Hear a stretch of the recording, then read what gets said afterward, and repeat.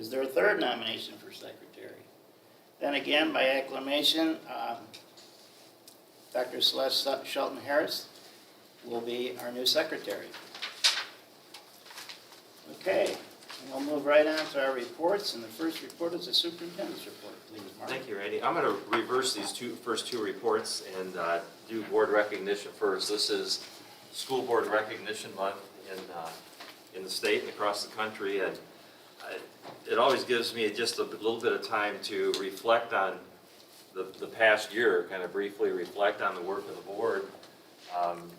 As you know, this past year has been kind of an unusual one. We started out, well, first of all, the board had 24 meetings during the course of the year, last 12 months. The first 6 of those were virtual, and then the following meetings we had 13 of them at NHS Auditorium, we had 2 at Central High Auditorium, and then 2 meetings here in the community room. Those included 2 retreats, 3 special meetings, and the rest were either work sessions or regular meetings of the board.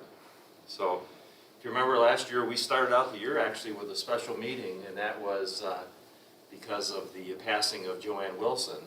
And the board's first charge last year, a year ago, was to replace her, and the board did that and brought on Keith Grohl to fill that position. So just, you know, I'm not going to go through every meeting, but some of the things that we accomplished through the board's work and with us was the monthly extended learning plans that needed to be reconfirmed every year. That lasted through the course of the year.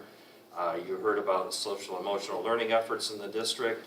We worked on ENDS policies, revising some of the policies, reordering some of those, eliminating some and adding a new one.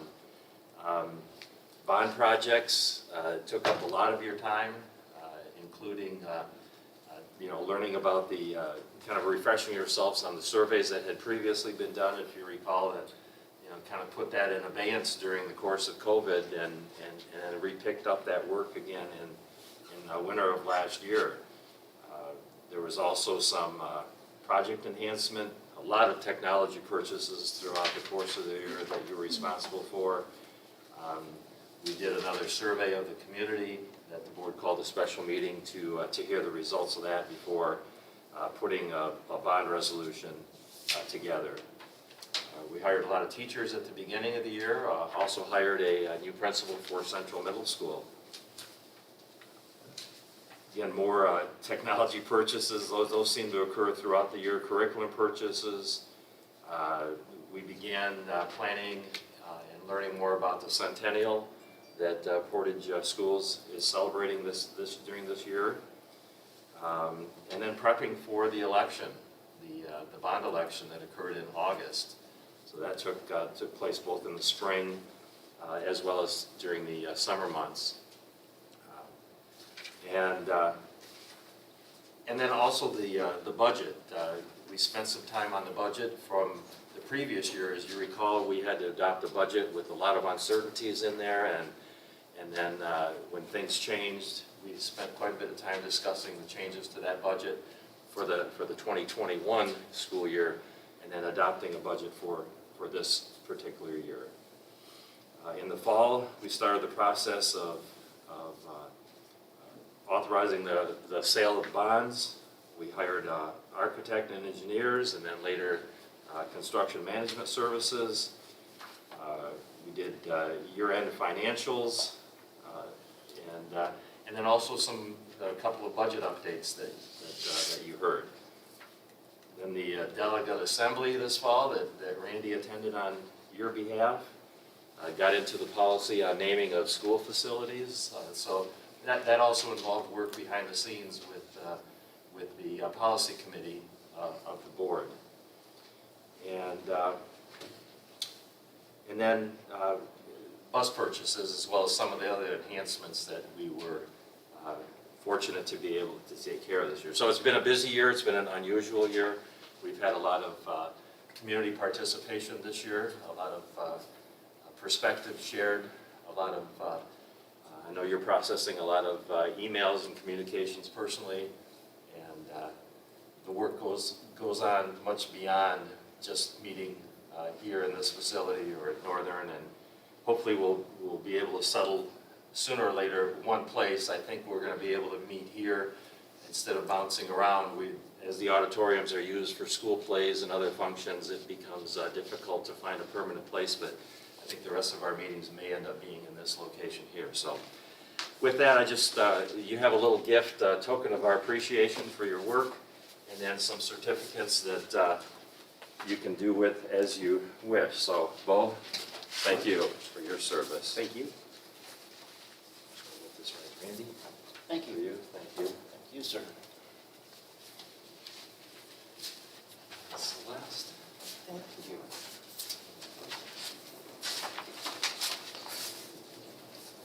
Do this like graduation. Yeah. Shake under your hand. Thank you. And Rusty. Yes, sir. Thank you.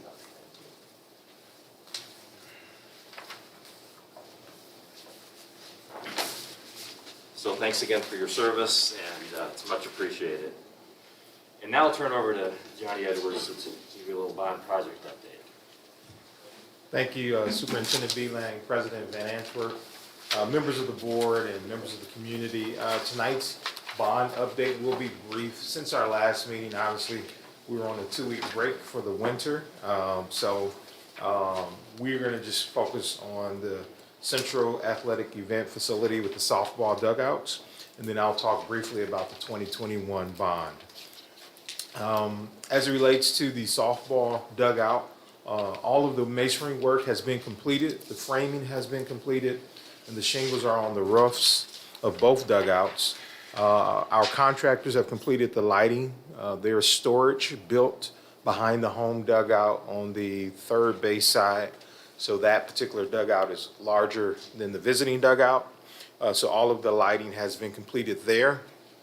We are waiting for the inspection and approval for that particular portion of the project. We are expecting the benches to arrive within the next 2 weeks, and those will be installed upon arrival. As I mentioned at the last meeting, once the winter breaks in March, that's when we will restore the site to where we had to adjust the fencing and kind of adjust the field during the construction. So we'll restore that back to playing conditions once the weather breaks at least 50 degrees or higher. And then from there, the softball team would have full access to the field for practice and for competitions. The Central Athletic Department, they're aware of the timeline as well. And then just moving forward to our 2021 bond, we had our first meeting with Tower Pinkster Fielding International, our architect firm, as well as OAK, our construction management company. We met with them on last Friday. It was about a 2-hour meeting. And during that meeting, we discussed everything from our communication process, both internally and externally. We discussed the project overview and then the development of our master plan. We will be following up with those firms again this Friday with our core team, and that meeting will be primarily to discuss what I would call our master schedule or our timeline of events or sequence of events. From there, Tower Pinkster and Fielding International next week will lead a professional development workshop with our elementary principals as well as our district instructional staff to kind of talk about the instructional strategies and getting involved with a new building. And next month in one of the February board meetings, I'll be able to share a more detailed plan about the 2021 bond timelines and the projects as we look to sequence them. So that's my update for tonight's presentation. Any questions? Johnny, a quick question, because I've lost track of the overall scheme of the kind of the 10-year, but will there be a groundbreaking this year? So our plan is to do a groundbreaking ceremony late fall before the winter of 2022. That's our tentative plan. Yep. Thank you. And there's a lot of other things that go before that, but No doubt. yes, that's the short answer to your question. Yep. Other questions? Thank you very much. Thank you.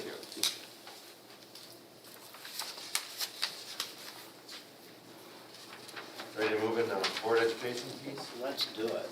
Okay. Mr. Huber is here to present the remainder of, or kind of the summary of monitoring report 1.1 that we've been getting over the past 3 months. Yes. So I'll turn that over to you, Mike. Thank you, board. Thank you, trustees, for being here this evening and allowing me some time to share kind of our overview. Let me make sure I turn the clicker on before I transfer. Is that other monitors are working on? It is not, Okay. but you do have all the slides in front of you that are in the deck that I've got right now. So, yeah. This is kind of the culmination of that whole report. And we're really just going to look at a 30,000-foot view of some of those key measures that we've talked about already with you. And then I have a wrap-up of some of our reflections and response to the work over the last year, year and a half with this. And really, if we take a look at the first chart that I have for you, we like to see improving over ourselves based on prior years. So one of those goals in our interpretation there is that we're improving in our academics over our previous years. And we've talked about having a 3-year running average to help mitigate extremes in situations. And our analysis is that we have experienced one of those moments where our 3-year average is kind of going to come into play. And for the next 3 years, we'll have a little bubble in our data regardless of how it looks. And so what you're seeing on this is just that relative ranking. The colors on here are based on the interpretation that you have in the report of anything above or below 2% creates either the green or the red, and anything plus or minus 2% from where we were prior creates that yellow zone. And so our goal here is to always be improving over our prior years. And all of this data you've seen in other charts and tables. Here it's aligned this way and applied with the 3-year average. We are including our 8th grade M-STEP and PSAT. Keep in mind that we apply it here so you can see some of that difference. In one of our other comparator charts, we don't have that 8th grade data because the test changed back in 2019. So that 3-year average tends to be a little bit kind of off because we don't know how we tested, and the shift in test creates our own internal change. But all of that data was presented in prior years. Looking at the second chart, this is our approaching comparator schools. Hey, Mike, I have a question. Certainly. Do you usually do the data that way where, you know, you have the change of 11%, and in business we would say, you know, you're 11% of 67, so it'd be a 20-some% change, really. I don't know how you do it in Yeah. education, so, Yeah. I mean, the math wouldn't work that way, okay? I understand what you're saying, and we look at it as just as points against the change of the percentage. So it's pretty much, you're correct, it's not an 11% change, it's 11 percentage point difference between those Obviously, two. you're underestimating both the up and the down. That would be what it would. And it does represent for us a change in that percentage, but not a percentage change of that. Right, so it's, from the way I look at it, the numbers are misleading. Okay. I mean, just from, Yeah. because we wouldn't do it that way in business. So, We appreciate that, and we can take a look at what, Right. I don't believe some of our comparator schools do it any differently than what we're presenting right now, but if that's the case, we could talk about a percentage change as a percent of that ranking. Looking at the comparator schools, this is where we're approaching. So our goal is to always be improving, and we have 2 components there that are the interpretations on that end statement. One is approaching and one is exceeding. So in this chart, you're seeing the approaching comparator schools, and you'll see our ranking as a whole. You'll notice now that we're using the comparator schools, that 8th grade slice we don't have on here because of that overall component. And I think, again, Mr. Droppers, that you'd see that difference in the percentage numbers looking different because it's not a percentage representation of the difference. right. And this information was contained in all the charts, I think on the 11th grade elements, that was back in October, and on the 5th grade elements, that would have been in December. Looking at the last chart, exceeding our comparator schools, this is where we just look at the year and we bring that together in one chart. We did have a typo on the initial report where some fields were green, even though the number inside the zone was correct. So I've corrected that on this slide and what you're looking at right now. The numbers were in the economically disadvantaged category. And so for a handful of these, we do line up in number 1, and other ones we don't. This does not have the yellow category because either we're exceeding or we're not. And so there is no zone in between. That's the highlight from the comparator schools. If I take a minute, and in the report that I sent along to you that Kelly Jensenius and Dr. Pasco and I worked on, along with a host of people over the last few years, it contains really 4 key elements that we think have been responses to our work. And the first one is around our continuous improvement process. We've adjusted that over the last 2 years. That work started prior to COVID, but we had started adjusting our continuous improvement processes, and that's one of the key responses that we continue to do. And we were able to lean on a lot of that work during the last school year. We have a lot of elementary and secondary math and literacy work, especially around what's been happening this fall. The state of Michigan has funded a program around literacy instruction. And we had already started using it and had a cohort going through the training. And then the state of Michigan said, we'd also like to use some of our funds to support that literacy work. And so they've offered more cohorts. So we're up to about 90 teachers who are being trained in that elementary literacy. It's not a curriculum, but it is a philosophy and a foundation element that allows for quality instruction to happen there. In the mathematics side, we both have some new established standards and some better ways of measuring student performance there. And at the middle school, we're doing a pilot with our NWEA mappers, which is also NWEA Accelerator, to try and take a look at how we can close some of those gaps in skills and standards at the middle level with our mathematics. Looking at our social emotional instruction, we did have a lot of work over the last year and a half related to this. The impacts of COVID are most felt in how our students socialize and the connections they have, and that has set up some different conditions for us. So we've established and followed through on beginning to integrate Michigan's social emotional learning standards into our classroom instruction. We've also been able to adjust, as you saw in the report, additional counseling supports, and we're continuing to find new ways to add those supports, as well as ensure that the climate and culture, which is one of our school goals this year, is something that our teams are focusing on. And all of that impacts how our students are able to access instruction. And then lastly, I would say there were components that we responded to that are solely related to COVID. For instance, we had a lot of potential loss of high school credit, and so we had our Summer Learning Opportunities program last year where we were able to allow students an opportunity during summer to gain back credits that they potentially were losing by fulfilling the learning standards that they were missing. And so some of those things in our responses have been able to help us ensure that our students are moving forward and meeting expectations for us as they head towards graduation.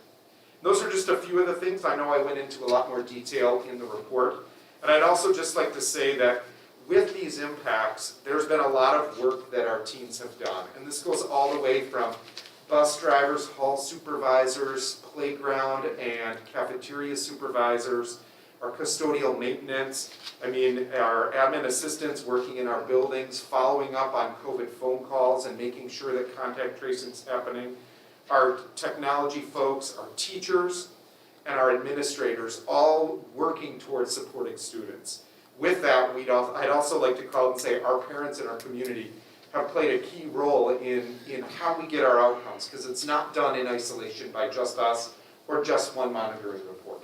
So I know that our key monitoring report in 1.1 is crucial for us, and I know that it connects to so many other things. So I appreciate being able to bring this, and I know that Dr. Pasco and Ms. Jensenius, we've appreciated spending this fall digging into a lot of our data on that. And I'm happy to answer any questions you have about this particular final report.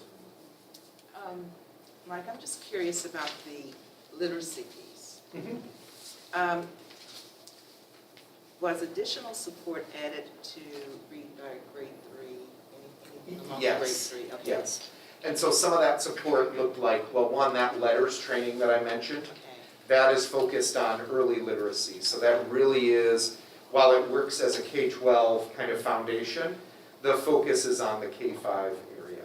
We also were able to add Courtney Huff this last year as our district-wide reading literacy coach. And so she's been crucial in helping keeping that aligned. And she's a partnership between us and K-RISA to be able to allow her to coach our reading specialists to help our buildings. And so she's been instrumental in that component, which is exclusively around young 5s through 3rd grade literacy.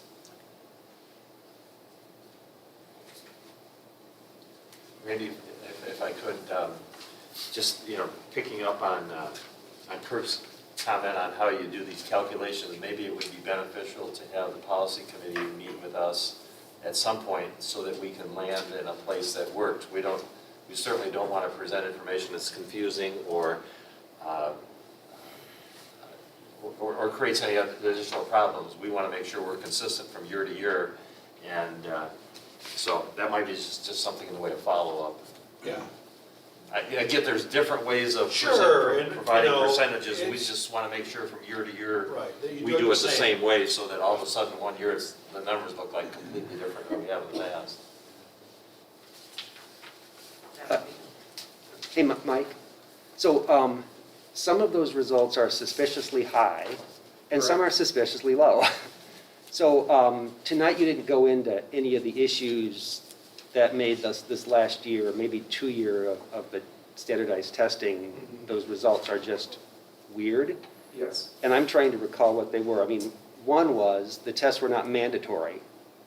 So we had a Correct. subsection Yeah. of students who took them, Mhm. including with the comparative schools. Yeah. We And- also had questionable, and that was K-8 that had, well, actually it's K-11 if we want to go there for last spring, for how those assessments were done. So in many cases, especially with our comparator schools, we're not sure whether or not they use the same expectations we did. Yeah. And/or some of the schools used paper pencil and some did not. So that also is a difference that could have impacted what happened on those results. Yeah, and then I'm recalling, a lot of these tests were taken virtually, which typically does not happen. So that's Correct. another issue Yeah, that just some makes of our it. screener data, especially anything back on the elementary report around our Acadians, we had a lot of virtualized Acadians delivery and assessment last year. Yeah.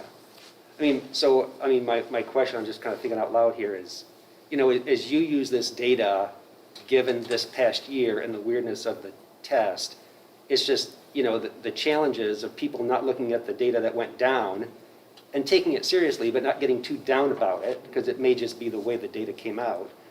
And on the flip side, not celebrating too much the data that was high, because that might have been due to data irregularities too. So it's a tricky line to walk this year. It is tricky, and I think the advantage comes in, we know all of the data points.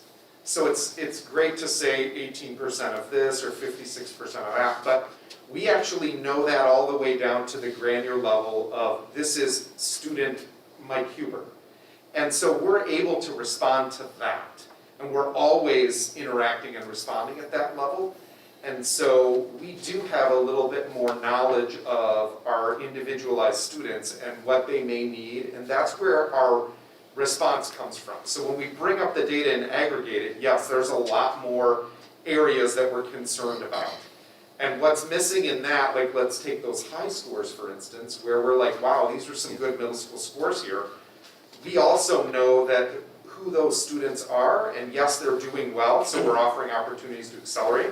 And right next to them may be a student who did not take that assessment. We know that we're missing their data point, and we also know from our internal screeners what they may need. So even whether it's looking like the data is too high or too low, that we actually know the students in that low side that are actually doing quite well. And even though the aggregate looks that way, we're able to provide for them, just like on the other side, the data looks high for that middle school, but we know there's a group of students there who have needs for us. This is why we triangulate our data to use those state, local, and classroom assessments all together. Thank you. Well, it's helpful to know that you are putting names and faces of students with the statistics. Another question, and just with the third grade Acadians, so they're just tested on oral reading fluency?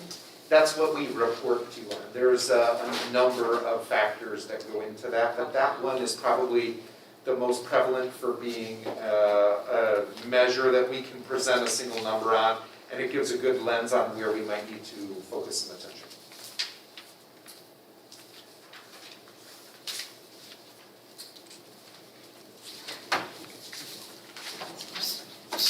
So because this is the most important work the district does, we devote 4 meetings, minimum 4 meetings a year to this. And we started in October with high school, November middle school, and then last month elementary, and tonight kind of a summary of everything we learned. And I just want to compliment you and Mike and Kelly on the reports you provided to us, because they've been very thorough, they've been very open and honest, and I don't think it's real easy to get up in a group of people and show numbers that you're not necessarily proud of and that are questionable. So we appreciate that, and you know, we appreciate the responses that you have to what we see here, and I think it really drives home that doing everything we can do to keep kids in school in a learning environment and give them stability is going to allow them to thrive academically and socially and emotionally.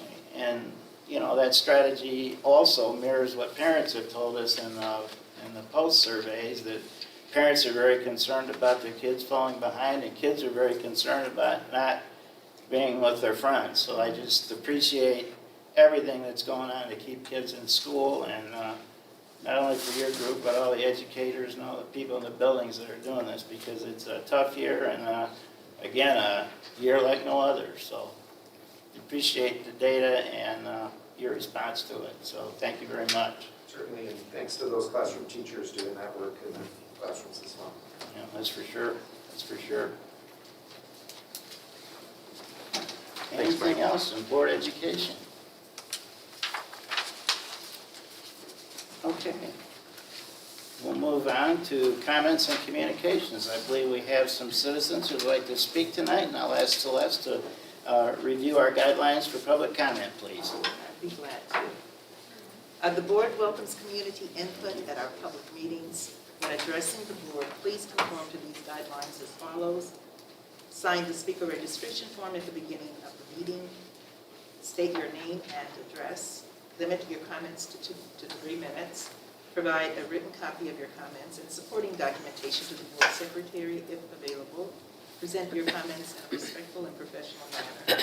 Refrain from mentioning any student by name, and contact the superintendent directly regarding personnel matters.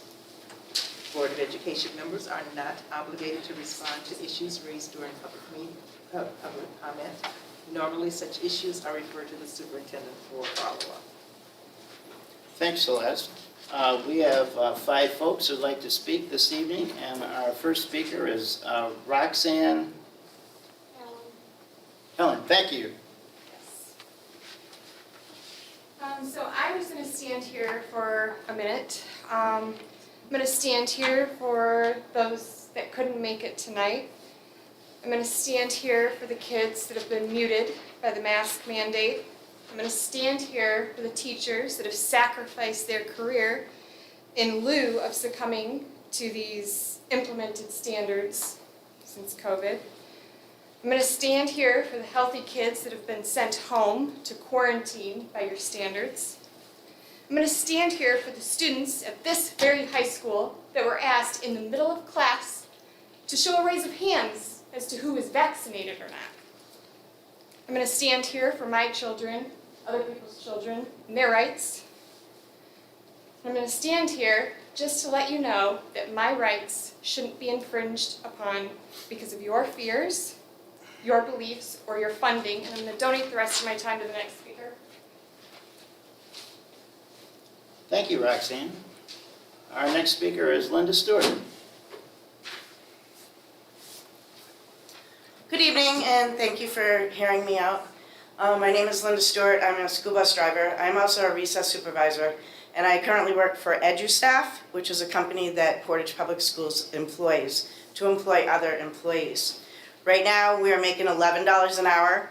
I stand outside anywhere from 2.5 to 3 hours at chilling temperatures, anywhere from 0 to 100 degrees at any one time. If you look at the statistics, school babysitters are paid $13.06 to $20.20 an hour per child. I am paid $11 an hour for 85 students. That would equal out to $3,330.30. I know that's unrealistic, but I believe that our staff, edu-staff, employees deserve more money for what we do. We are taking care of these children to the best of our ability. We're withstanding the weather elements to the best of our ability, and unfortunately, you're going to lose a lot of staff because of not compensating us for our work. Thank you. Thank you for your comments, Linda, and thank you for the work you're doing. Thank you very much. Our next speaker is Jessica Van Dyke.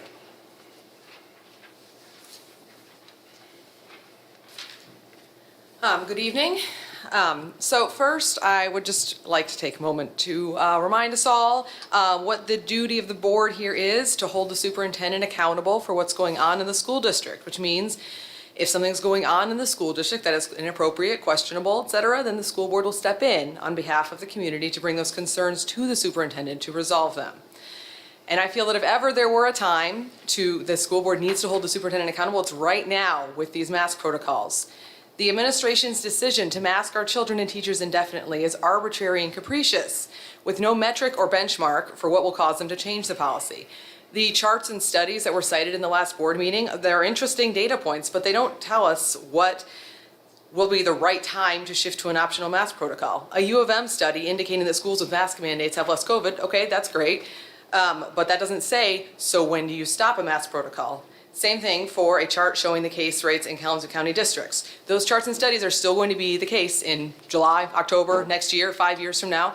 So are we still going to have masks on our kids in 5 years? Because after all, the chart shows that fewer schools with mask mandates have less COVID. I don't think that's the case, at least I hope not.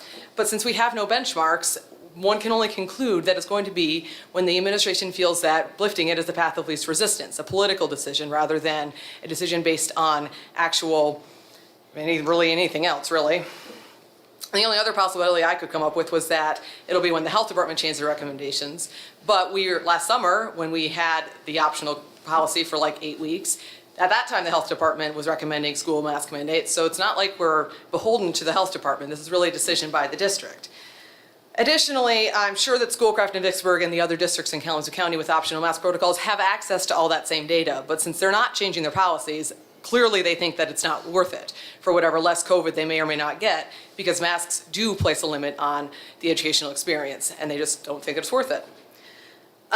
The administration choosing to exempt their workplace, the administration building, from the policies they're imposing on the school buildings is, I would say, a generally questionable decision. The administrators, many of whom are of an age where COVID presents a higher risk, they can choose whether or not to wear a mask in their own building. But my 6-year-old, who is at essentially no risk for any sort of serious COVID case, she is not allowed in the building without wearing a mask.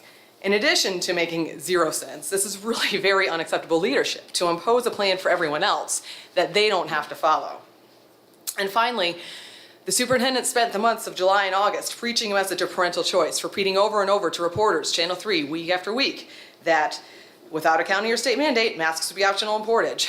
Literally the only changes that we've had in that time, as far as COVID goes, as far as schools go, have been positive ones. Vaccines are available to all school-age children. Test-to-stay policies allow principals to feel more comfortable not closing school buildings, and the current variant symptoms are usually identical to a mild cold, especially for children. So the superintendent owes it to the parents to explain why he spent all summer preaching parental choice, and now suddenly parental choice means nothing, and the administration, to him and the administration, when the health risks for school-age children are essentially non-existent at this point.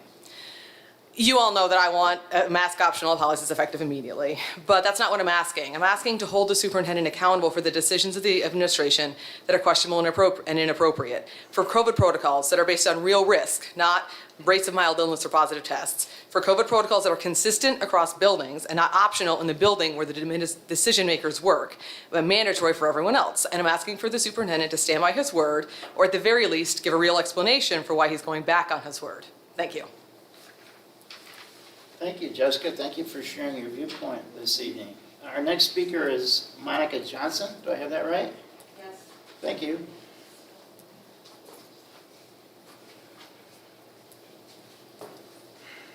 Hello, my name is Monica Johnson. You guys don't know me. I have very small children, so I'm on a path to find the right place for my children and their education. I've been to a few private school board meetings, and I wanted to come speak at the Portage Public School. Just to let you know who I am, that I'm a resident, I'm a mother, I'm a small business owner. I live in Portage. I bought a home in Portage for the school system. Now what the school is doing with the mask mandates, I can't even let my kids walk in the door. It's just not gonna happen. I grew up in a small town west of here, and I grew up on a family farm. We worked really hard. We did everything for each other. We worked in the community. My family's been in the community for over 150 years, working for the community. My grandmother was an advocate for agriculture and farm workers' rights. So I have a background, I have a knowledge and a passion to help those that cannot help themselves, and those right now are our children. And when I was dreaming about raising my kids one day, it was not the world that is today. I thought I would be a wife and a mother and a business owner, but it's all happened. It just not how I thought it would be. God gave me a completely different path. He said, nope, this is it. The world's gonna shut down to slow the curve, and I was faced with a job loss, a career loss. And I went to Michigan State. I have a degree from Michigan State University, and now I'm at home as a small business owner and a mother, taking care of my children, working full-time, taking care of my kids full-time. I had this dream of what I was gonna do with my kids, that they would be educated in this beautiful public school system of Portage. And now I feel like that dream is just shattered because of what has happened. And the things that have come to light because of the shutdowns, because of virtual school, because we have seen what the curriculum has turned into, because of mask mandates, because of vaccine requirements, because of COVID testing and quarantining of healthy children, because of critical race theory. There's so many things that I can't send my kids to Portage Public Schools. Not right now, not unless things change. So I just wanted to know, how is this mask policy determined to be in the best interest of our students? Thank you for your time. Thank you, Monica. Our last speaker tonight is Kelly Sackett. Okay, thank you. I thank all our speakers tonight for coming to this meeting and for your comments. We appreciate them all. And we'll move on to our consent agenda. And we have 3 general items: organizational items, approval of minutes, and approval of a revised policy. Our organizational items are, the first is to designate depositories for school funds. We're using the same 9 depositories, banks, as last year. Approve our Board of Education meeting schedule. We have 23 meetings scheduled, 12 regular meetings, 7 work studies, and 4 retreats. We need to designate a person authorized to use the safety deposit box, and that's the superintendent, assistant superintendent, director of finance, and the board secretary. We need to designate the electronic transfer officer, and that's Paula Johnson, our director of finance. We need to appoint the board recording secretary, and that's Barb Atkinson, administrative assistant to the superintendent. And finally, to approve the board and district legal counsel. Troon Law PC is our retained legal counsel, but we also, on occasion, use Miller Canfield and Varnum for bond issuance matters, and special ed services are provided for Kalamazoo County by Clark Hill PLC. So the organizational items are our first consent items. The second is approval of our minutes from the December 13th, 2021 regular business meeting. And finally, number 3 is to approve a revised policy 01673 regarding public participation at board meetings. And if you'll recall, these changes are recommended by Neola to prevent viewpoint discrimination by the presiding officer. The new policy was vetted by the policy committee and presented to the board at our December 13th meeting. And we have not heard any suggestions for improvement. So with that, are there any exceptions to the consent agenda? Okay, very good. And then the consent agenda is approved as presented. Our next item is assurance of district performance on page 28, and that's the approval of monitoring report 1.1. Is there a motion, please? Mr. Chairman, I move that the Board of Education accept as presented the monitoring report on 1.1 Global Lens as a reasonable interpretation and evidence of compliance with policy. Thank you, Bo. Is there a second? I second.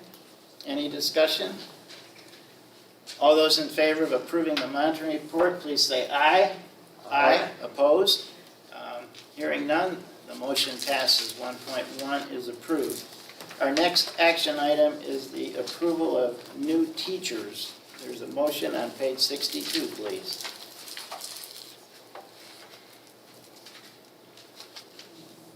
Mr. President, I would move that the Board of Education approve the following new teacher appointments as presented, and apologies if I don't get the names exactly right, but Jeff Wykrent, industrial tech teacher at Northern High School, Alyssa Pignon, kindergarten teacher at Portage Virtual Elementary.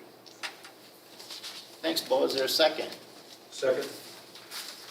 Brad? Good evening, and Trustee Snyder, you got both those names exactly right, so thank you. Yes, just here for 2 teacher appointments. So both of these teachers are replacing teachers that we have lost partway through the year. Mr. Matt Kiam at Northern High is retired, and our kindergarten virtual teacher returned to her previous district. And we're fortunate to bring Ms. Pignon back to us after leaving us a couple of years ago. So we're thrilled to have both of these teachers coming to us to take these vital roles. Thank you. Any questions for Brad? All those in favor of approving the new teacher appointments, please say aye. Aye. Aye. Opposed? The motion passes, and we welcome Jeff and Alyssa to Portage Public Schools. We'll move to our discussion items, and the first one is Northern and Central replacement furniture purchase. Welcome back, Jen. Thank you for round 2. This particular purchase recommendation aligns with the items. One of the items on our unallocated contingency was centered around furniture at both Northern and Central High School. So I'm recommending to the board that we purchase student and teacher chairs for Central and Northern. The cost of the total purchase is $74,227, and that would come from our 2019 bond fund proposal 1 of unallocated contingency. In the report, you'll see that combined between both schools, we would like to order 425 student chairs for a total of $55,675, and then 48 staff/teacher chairs for a sum total of over $18,000. The last major purchase for the high schools was around the 2012 bond.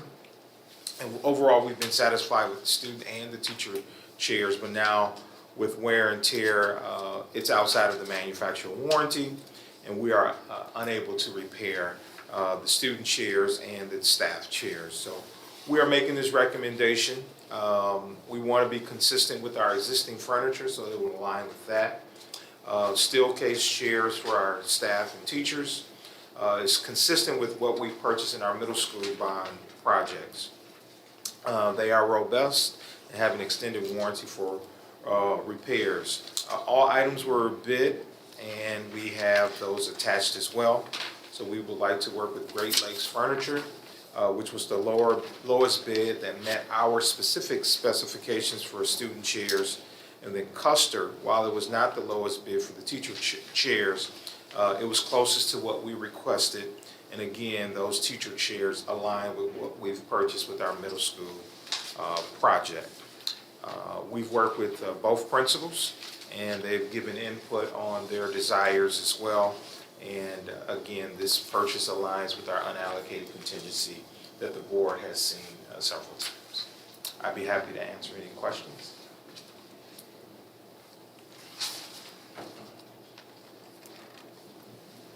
I think we're good, John. Yep. Thank you. Our next discussion item is to approve the 2022-23 program of studies. Welcome back, Mike.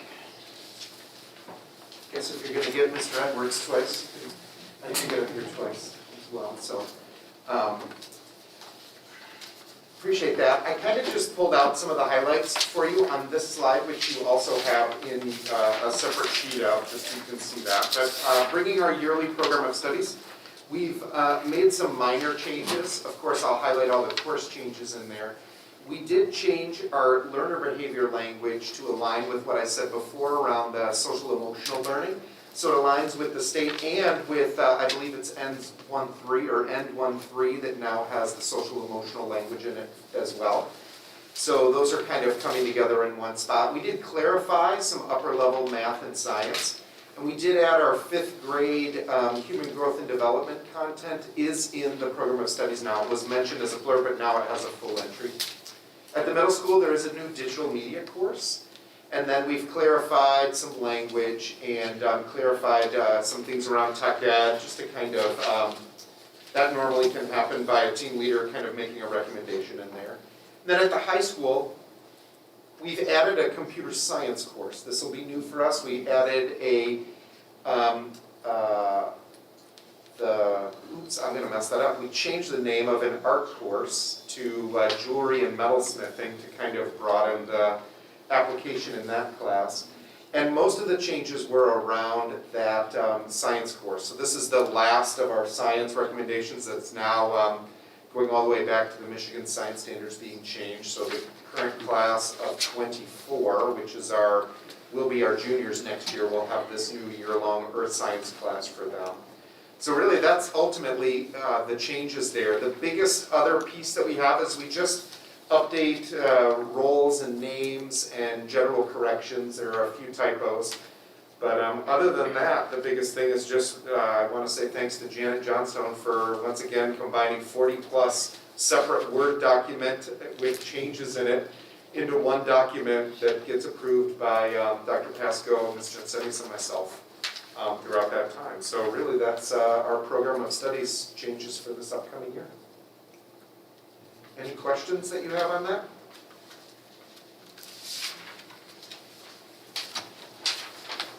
That's clarified under ministry, correct? Yeah, those are meant to be clarified, yes. Clarified It's like, is that instead of something that you- chairified, I apologize. Yeah, that's a typo when I caught it looking at it right now. Are you able to say what, do you have on hand just what the clarification for the 6th grade music and the tech ed course language are? Just trying to Yes, find the the 6th details. grade music course schedule, it was unclear that they go every other day at 6th grade Oh, in music. okay. So I've got a that, 6th grader, it's very clear to me that they go every other day. yes, it is But thank to me as well with my 6th grader last year, but it wasn't clear in there that that would be the application, so we wanted to add that. And the tech ed language was just more descriptive to how we do more manufacturing innovation processes and what they're doing with them with the new CNC and 3D printers and testing of their own structures. Okay, so no changes, just. No changes to this. Just wanted to be sure that, Yep. Yeah. Thank you. Thank you, Mike. Certainly. Our next discussion items, 3 and 4, are all about the phone system. Dan? All right. Our existing phone system is Cisco-based. It dates back to 2009 and it is showing its age. In fact, we had to reboot our phone system during the middle of the day again today to clear up a couple of server hookups on it. As we approached this process to pick a new phone system, we really kind of looked at the two biggest challenges we have with our existing system. One, the Cisco system is closed. If you're in a Cisco space, you have to buy Cisco hardware. And this board knows I don't like being closed ecosystems. I like to have flexibility with technology purchases. The other big challenge we've had with the Cisco system is just it's very difficult to manage. There's no easy way to get in and make phone changes with this. The solution that's being provided by Telnet Worldwide solves both of those issues. It's an open source system, so we can use whatever hardware we want. The management interface is much easier to use. And as a part of their package, they'll actually do a lot of the management for us. So we'll be contacting them with support tickets versus trying to solve things in-house, which puts the district in a much better position as well. The other big difference with this phone system versus the one we currently have, this is cloud hosted. The only hardware we'll have on site will be the actual telephones. Telnet will maintain all the servers in our data center, and we'll be using our internet connections to send and receive outside calls versus using standard copper telephone lines to do that.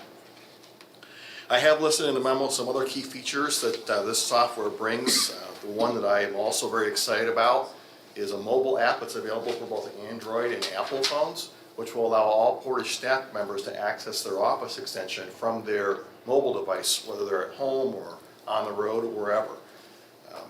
That is a feature that our teachers have wanted for a long time, even before COVID, because they don't like to necessarily reveal their personal phone numbers out into the wild, which I appreciate.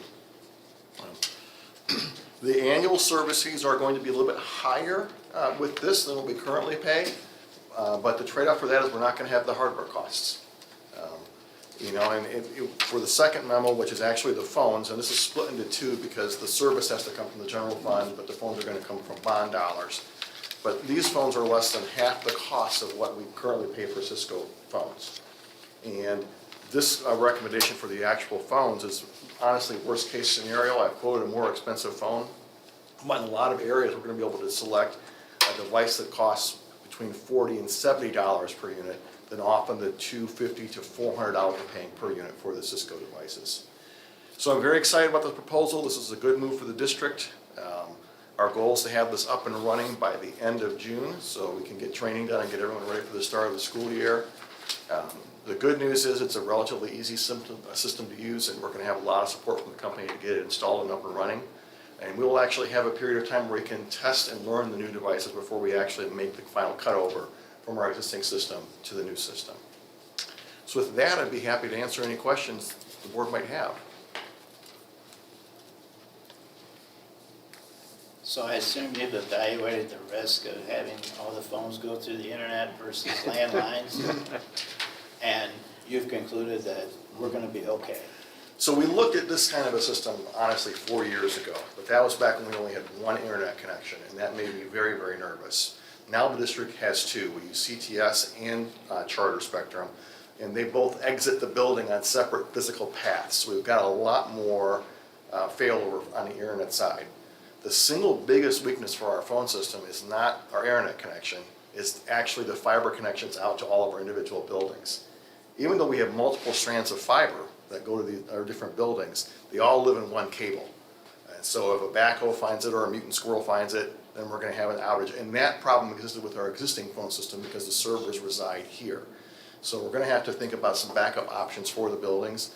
It's getting harder and harder to get copper-based phone lines. All the telcos want to be out of copper. They want to all be on fiber. So we've got some logistical challenges to work through there, but it's not any more worse than what we currently have with our current system. Thank you. Dan, I've been on the board too long. This is the second phone system I've approved. Yeah, it's, Pots. and I hope this is my last one. And not that I don't love working here, but there are three things I don't like to do, and one of them is change phone systems, so. Thank you, Dan. Any questions for Dan? Thanks, Dan, appreciate it. Our last discussion item tonight is a Freedom of Information Act fee appeal. And just to make everybody aware, Mr. Darren Malik submitted a Freedom of Information Act request for information that involves the search and retrieval of emails and documents.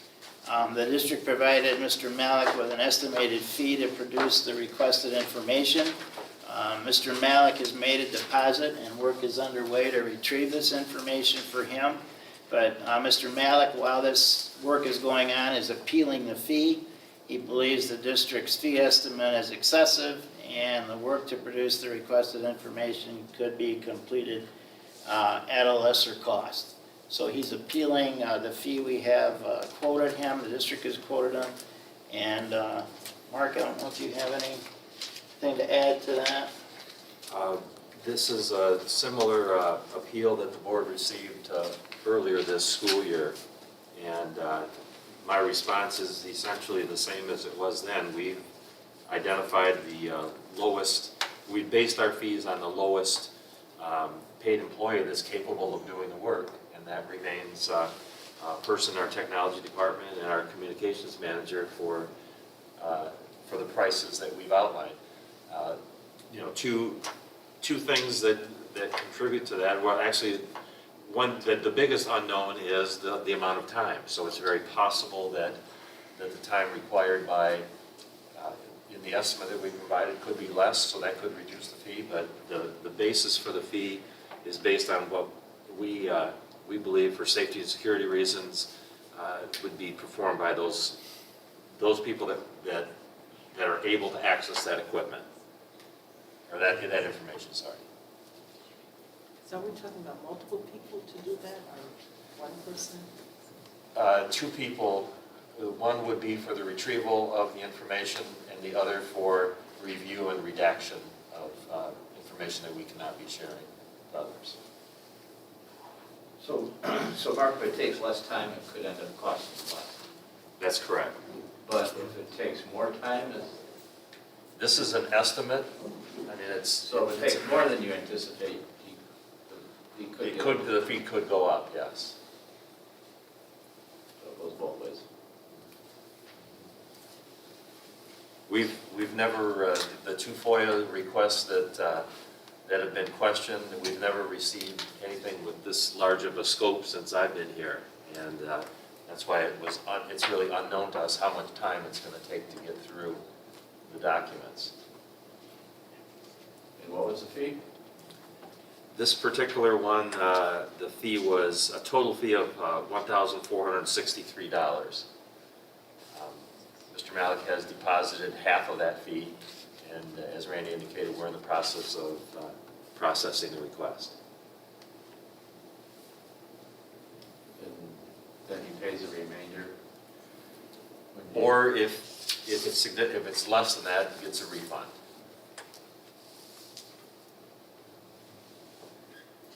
So the board has four options. We can waive the fee, we can reduce the fee, we can uphold the fee, or we could issue a notice to extend the time the board has to consider the appeal. And I don't know what the board's pleasure is, but I think it would be good to let Mr. Malik know tonight, if we could, what we plan to do. So is there any discussion on that, please? Well, I'm not real big on exceptions for that stuff, you know. I just don't want to open Pandora's box, and then in the future you have to do that again for somebody else, unless you want to change your whole policy on, you know, how you handle FOIAs, but that's how most organizations, public organizations, handle them. I mean, if it's quick when you do it, but if it's not, you know, the community usually charges for it, right? Right.